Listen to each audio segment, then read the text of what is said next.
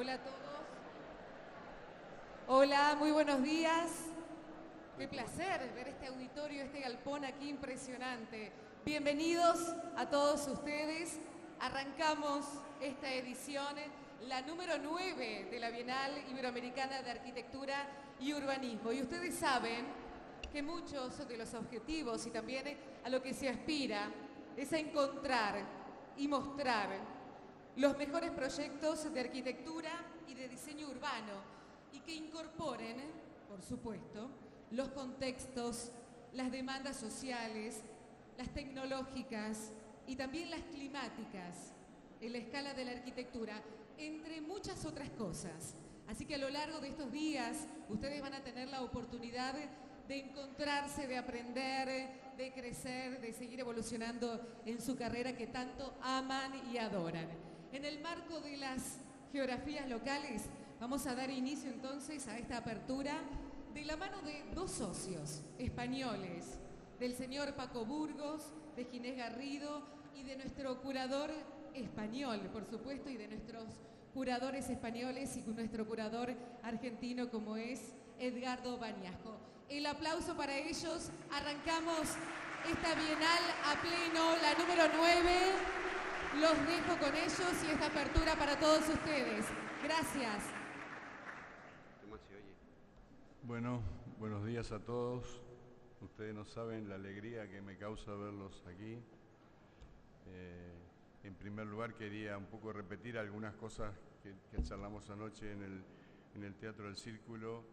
Agradecer al esfuerzo de todas las instituciones que han participado del armado de esta Bienal, particularmente de la Universidad Nacional de Rosario, del Colegio de Arquitectos del Distrito 2, del Gobierno español, de la Municipalidad de Rosario y del Gobierno de la Provincia de Santa Fe. En realidad, esta Bienal es un sueño colectivo, digamos, ¿no? Que pudimos concretar con mucho esfuerzo y desde ya agradezco a todos los que estuvieron involucrados en este proyecto. Voy a ser muy cortito. Acá los arquitectos Paco Burgos y Ginés Garrido, que han sido los curadores que me han acompañado en este proceso, van un poco a explicar por lo menos dónde quisiéramos que se ponga la Bienal, ¿no? En el sentido, esta Bienal no es una Bienal que adoptamos un criterio de sumar nombres, sino que primero definimos un lema, nuevas geografías, contextos iberoamericanos, y bajo ese lema convocamos a los arquitectos que nos parece están preocupados por esta problemática. O sea que en realidad es una Bienal pensada de los contenidos y no de las personas. En todo caso, las personas, quienes hemos invitado y quienes han sido elegidos y los colegas premiados, tienen que ver con esos contenidos. Esas personas encarnan esos contenidos. Así que bueno, los dejo acá con mi amigo Ginés Garrido. Bueno, muchas gracias. La verdad es que estamos encantados de estar aquí. Y bueno, también muy brevemente, yo lo que voy a hacer es contaros un poco qué es lo que queremos que pase durante esta semana, ¿no? Seguramente todos tenéis el programa, pero me gustaría destacar algunas cosas de él, ¿no? Como ha dicho Eddie, muchas personas han estado trabajando durante casi 2 años para que esto se ponga en marcha. La Bienal tiene 15 delegados, que en algunos casos están agrupados en algunos países, como en Caribe y en Centroamérica. 15 delegados que han trabajado seleccionando los proyectos que se presentaron en cada uno de sus países. Ha habido 16 personas que han formado parte de los diferentes jurados, del jurado del panorama de obras, del jurado de publicaciones, del jurado de trabajos de investigación. Hay 30 obras premiadas, muchos más de 30 arquitectos, ¿no? Porque muchos de ellos están hechos por parejas, por equipos más o menos grandes, ¿no? O sea, que podríamos pensar que hay como 60 o 70 personas, digamos, que han sido premiadas, 60 o 70 arquitectos, en el programa de panorama de obras. Hay otros tantos, casi otros 30 proyectos de investigación y publicaciones que han sido premiados. Me gustaría incluso destacar que se presentaron casi 300 obras de trabajo, casi 300 tesis doctorales de distintos grados, ¿no? de grado, de doctorado y de máster, es decir y se presentaron 1000 obras, o 1200 obras, o 1100 obras a la convocatoria del panorama de obras. Es decir, que hay una enorme cantidad de gente que ha estado involucrada, que ha puesto algo, digamos, para que esto se ponga en marcha. Como decía Eddie, el objetivo que nosotros teníamos consiste en, bueno, nos ha parecido que era mejor hacer una reflexión sobre algunos asuntos que nos parecen relevantes y que esperamos que a vosotros os parezcan también relevantes, que tienen que ver con, bueno, unas nuevas circunstancias que están en todo el planeta, ¿no? Que tienen dos caras. Por un lado, hay asuntos de una escala diminuta que afectan al globo entero, a todos los ciudadanos del planeta, y por otro lado se están produciendo, especialmente en Latinoamérica, gigantescas intervenciones de infraestructuras de modificación bestiales del territorio que también afectan al planeta entero, ¿no? Ya ahora desarrollaré esto un poquito más, pero me gustaría destacar que el protagonista fundamental de la Bienal son los arquitectos y las obras que han sido premiadas, de los que nosotros nos gustaría, a Eddie, a Paco y a mí, nos gustaría aprender algo. Es decir, nosotros hemos venido aquí, tenemos interés en estar aquí, porque estamos seguros de que estos arquitectos que han sido destacados, que el jurado ha señalado sus obras, nos van a enseñar algo valioso de lo que nosotros vamos a aprender, y estamos aquí por ello, ¿no? Y espero que vosotros también tengáis esa impresión de que algo vamos a aprender de ellos. De modo que durante las mañanas, hay unos conversatorios en los que en grupos de 3, pues 3 y 3, 6, y 6, 12, 18 premiados van a exponer sus trabajos.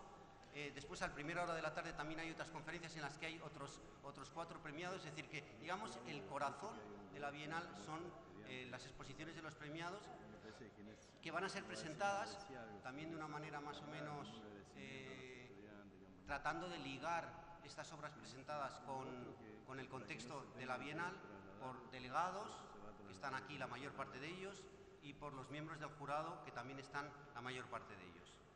Y luego por la tarde hay una serie de otros conversatorios en los que nosotros hemos intentado construir, ayudar, digamos, a construir este corpus intelectual de alguna manera. ¿Sí? Ah, que no se oye. Sí, así.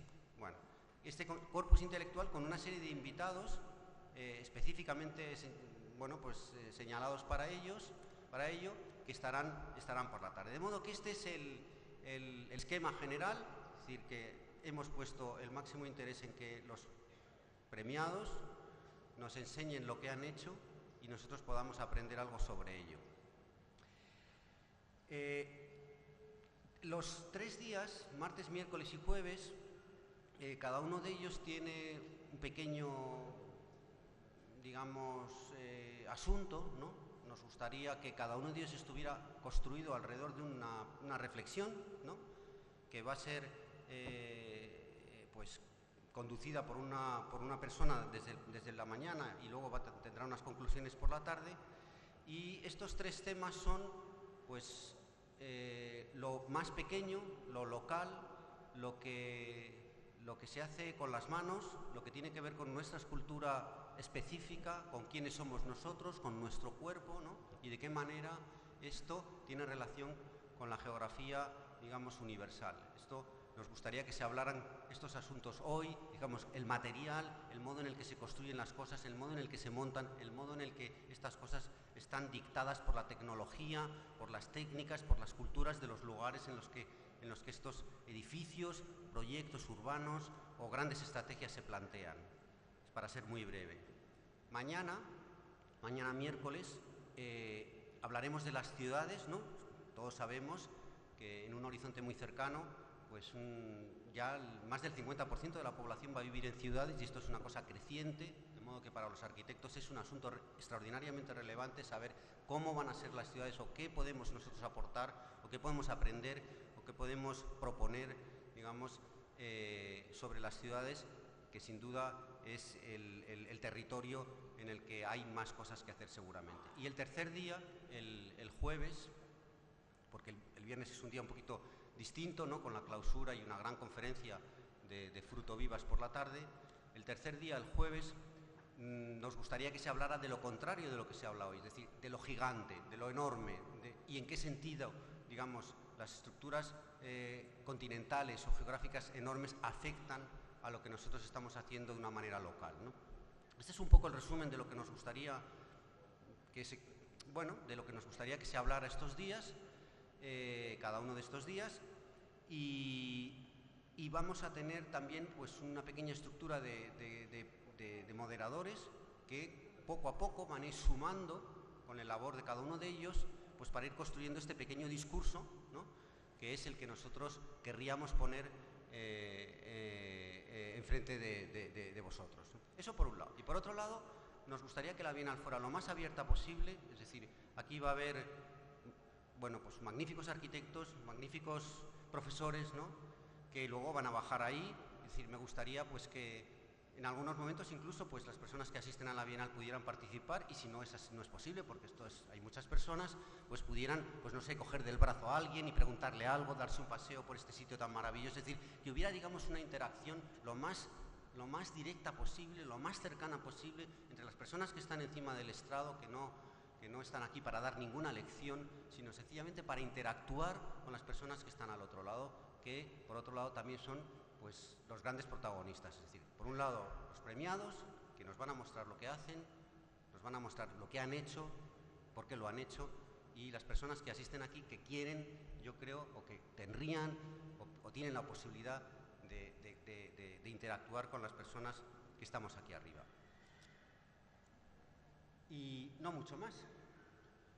Bueno, hay una cosa que te has olvidado, en el sentido de que nos interesaba contarles que todos los días a las 20 horas y abierto a toda la sociedad de Rosario se va a realizar una actividad que se llama Penchacucha, que consiste que una persona con un formato de 20 imágenes en 20 segundos, que da 6 minutos 40, cuente una idea, un proyecto, toque una canción, haga una mímica, y está compuesto por arquitectos que han enviado una propuesta de Penchacucha a la Bienal, y por artistas locales, como Abonicio, como Fandermole. O sea que nos interesa que a las 20 horas este formato que nos parece que es muy interesante, muy novedoso y muy participativo, se va a realizar el martes, el miércoles y el jueves. O sea que son 24 artistas o arquitectos que van a contarnos una historia, una idea.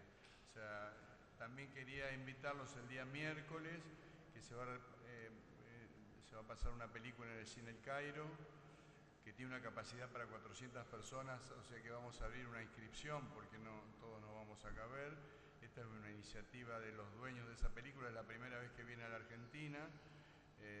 Caben, como les digo, 400 personas, se llama The Competition, y bueno, es otra actividad que nos interesa comunicarles y para que se sumen.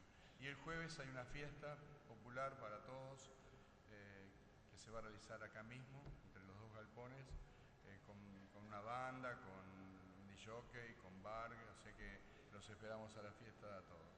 Y bueno, ahora sí le doy la palabra a mi amigo Paco Burgos. Muchas gracias. ¿Se escucha? Sí, está. Bueno, yo voy a intervenir brevísimamente porque no quiero restarle tiempo a las personas que van a intervenir a continuación. Hemos empezado con un poco de retraso. Imagino que es imposible evitarlo en estos eventos tan complicados, con tanta gente y con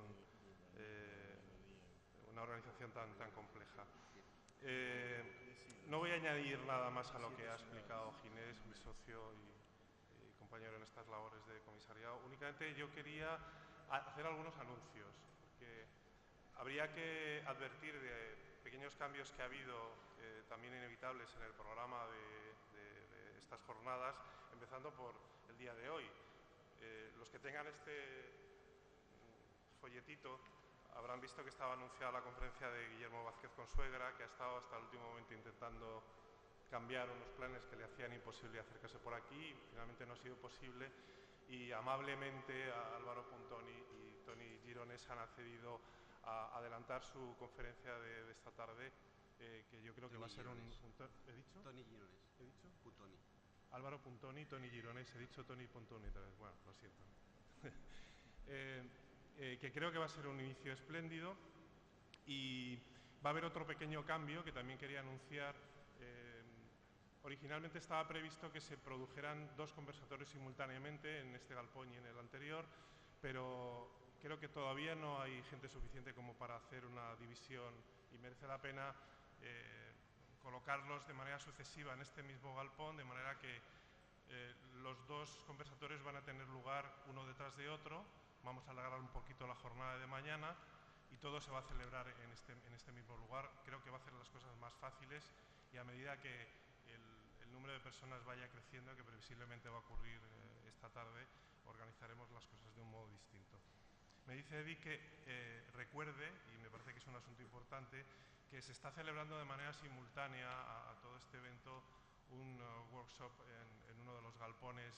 Hay como 150 estudiantes, creo, participando en una puesta en práctica, digamos, un ejercicio de proyectos liderado por la Universidad Nacional, y hay allí expuestos trabajos de concursos de estudiantes, también trabajos de las propias cátedras de la universidad, y para aquellos que no estén familiarizados con el trabajo de la universidad, seguramente va a ser una visita también interesante. Yo no querría extenderme mucho más, porque lo importante es que empecemos ya con la exposición de Álvaro y Toni, y Toni Gironès. empecemos a disfrutar, que para eso estamos aquí, yo creo, ¿no?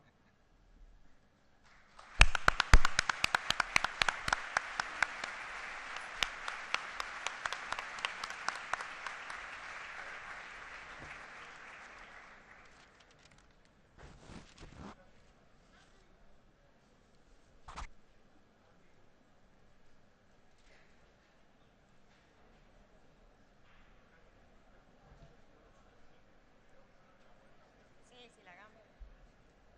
Aquí tenéis a Álvaro Puntoni y Toni Gironès.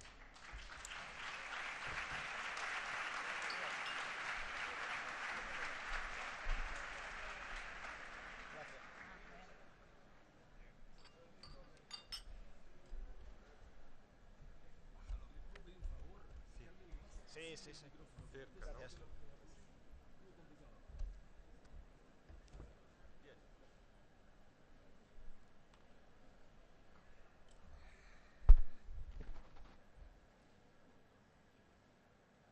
¿Listo?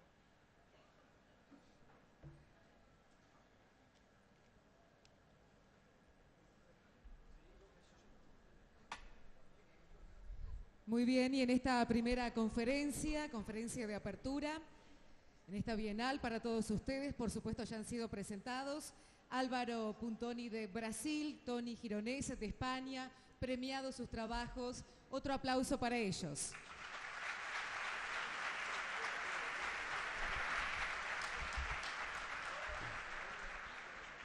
Buenos días.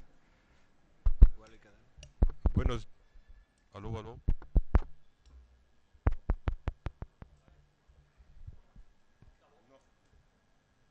Ahora sí, sí. Buenos días.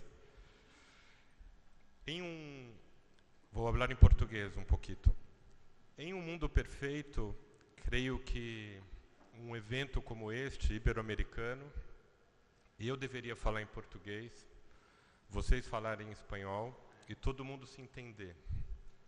Mas como o mundo não é perfeito, eu vou falar espanhol imperfeito e peço perdão por isto. Eu tenho aqui a missão de apresentar o arquiteto Toni Gironès de Barcelona, falar um pouco sobre sua obra e fazer considerações. Mas antes disto, de apresentar Toni, creio que é importante destacar como eventos como este são importantes para nós outros. Gosto de imaginar que eventos como este afastam, alejam os mares que nos separam, que nos alejam, retiram os mares. Os mares, el mar de água e de história. Por supuesto que os mares são importantes porque a água cobre os abismos que existem entre nós outros. E, portanto, o mar é o meio de ligação, o meio de comunicação entre nós outros. Pero ele nos separaram nos alejaram por todo o tempo. Fuimos divididos, compartidos por la história, com linhas imaginárias que definiam onde os homens de Portugal deveriam ir e onde os homens de Espanha teriam que chegar. Durante toda esta nossa existência, miramos mais allá deste mar que nos separa, sempre deixamos de nos mirar. Sempre miramos as metrópoles, cada a sua. E sobre esta infame linha virtual, construímos um muro imaginário. Há alguns anos que creio que estamos construindo puentes entre nossos mundos, diminuindo as distâncias que nos separam, que nos alejaram historicamente. Estamos rompendo ou abrindo estes muros. Hoje, os arquitetos da América e da Iberoamérica transitam mais livremente e estão construindo novas formas de organizar sua mirada. Daí a importância de eventos como este. Mas eu quero falar de água, como quem habla de geografia. Vengo de uma cidade, São Paulo, cujo seu principal rio, o rio Tietê, empieza a quase 60 quilômetros do mar, pero tem que caminhar por toda a América, por todo o continente, para chegar no Oceano Atlântico por meio do Rio de la Plata. Pouco da água que passa delante de meus olhos, em minha cidade, passa também delante de meus olhos neste lugar. E, todavia as paisagens são muito distintas, pero creio que algo ou isto nos une muito. São Paulo, Tony, é uma cidade de 20 milhões de habitantes, com uma arquitetura vibrante. Eu não poderia falar distinto.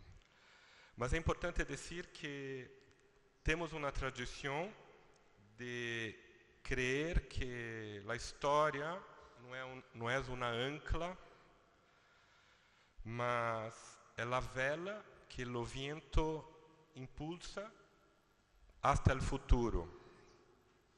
Hacemos uma arquitetura em São Paulo que não nega a inteligência construída por todos.